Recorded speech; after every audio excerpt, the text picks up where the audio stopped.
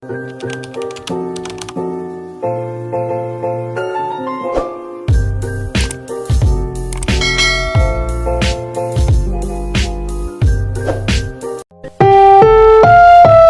susunod na programa ay rated PG. Patnubay at gabay ng magulang ay kailangan sa mga batang manonood. Endorse ang Clean Fan? Oh, definitely no. Kasi the mere fact na lumapit sila sa akin to endorse this product, sabi ko, baka pwedeng check ko muna. So nagpadala sila ng product, tinesting ko talaga yung product. One thing is for sure, ito lang yata ang wet tissue na na-try ko na hindi napupunit. Kahit anong stretch mo, ang tibay niya. Hanggang sa dulo ng wet tissue, wet pa rin siya. May mga ibang wet tissue kasi from the, parang gitna lang, wala na. Yes, pag nabuksan, wala na. So, talagang na-try ko talaga yung Clean Fan na, ay, okay talaga. Simula umpisa hanggang dulo, wet siya. Na-try, for sure na-try niya ng lahat. Kapag ini-stretch talaga, hindi talaga siya nasisira. Tama ba? Eto, Na-try na ba ang lahat? May papapagin ba lahat? O, ayan, try natin. May pasubok tayo, di ba? At saka alam nyo, ang maganda sa Clean Fan, pag nagugutom siya, pwede siyang pantawid gutom. Kasi Ayan nga na. natubig. Ayan, may tesi tayo. Oh! Bongga. Sorry. May tesi pa ng product, di ba? Hindi kaya yan ng iba, only Clean Fan. Di ba? Yes. Kasi kami kidding aside talaga gumagamit kami after na pagbukas niyan. Pag ganyan palang napupunit na, di ba? At saka talagang naghihimulmol. Yes.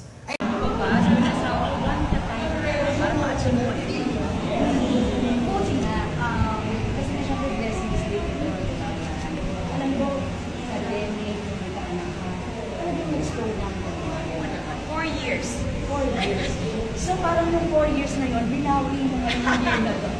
Wala talagang pahinga dito. Binawi Minsan pa rin na very busy at the same time, nagagawa ko pa rin yung mga dapat yung gawin sa mga anak, especially sa school. Parang kanina may program kami, kami dalawa dito natin sa school to facilitate the kids.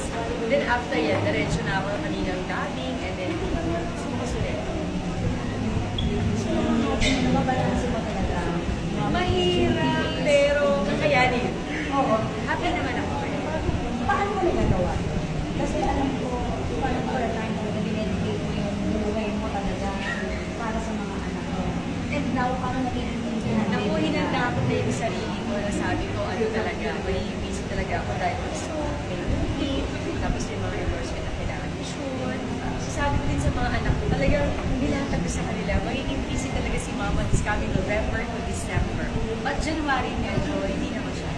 Naiintindihan ako. At nakita ko, grabe, sa kabila ng kanyang wala, full ko ang mukha. Yung birthday ni Zira, ang diba, Snow White inspired. Actually, parang descendant siya. Descendants mo rin? Oo, descendant. Siya ang may, oo, sabi niya, Mama, I want a descendant's name now. Sabi ko, okay. Siya naman gusto. Kasi mga kailan niya, mga classmates lang niya yung nagpinana. Tapos kinabukasan, family naman na. Okay, bakit descendants?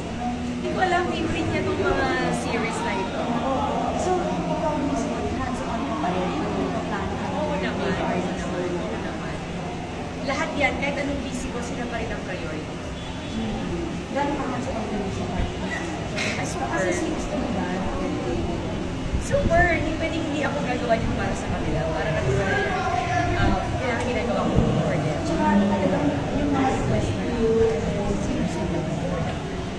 Once a year lang mag-birthday, so hindi ko talaga kung ano gusto nila. Basta kaya ni Mama at ni Dada. Tsaka since gano'n ka magawa mo, nakikita ko na yung support mo pag may game siya, pag may tournament siya. Ngayon ba, ano swimming ba? Ano siya ngayon? Swimming and singing.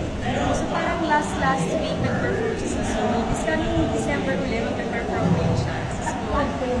Oo naman. Kaya ahead of time, hinihingi naman kami ng mga teachers nila na every mga dates, kaya sa mga perform, and ang mahalagang things. So, inaayos na namin din talaga yung schedule namin. Ako talaga alam nila yan na kailangan talaga priority ko. Kids, kailangan gawin ko talaga yan. At syempre yan, isang talas na yan, hindi na ito yung masasumar. Kaya ko nga sa interview, nung nalaman ko na alam mo naman yun, di ba? Alam ko yung naging misunderstanding nila. Hanggang alam ko rin yung na ikaw rin talaga yung, sabi ko naman, ikaw naman speaking of school, alam mo, it started from there. Yes. Paano mo initiate?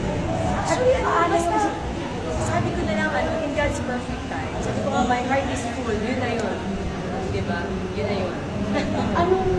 Anong bakit gano'n bigla rin na inisip mo na parang Hindi siguro in God's perfect time talaga kasi usap kami ng kapatid and everything.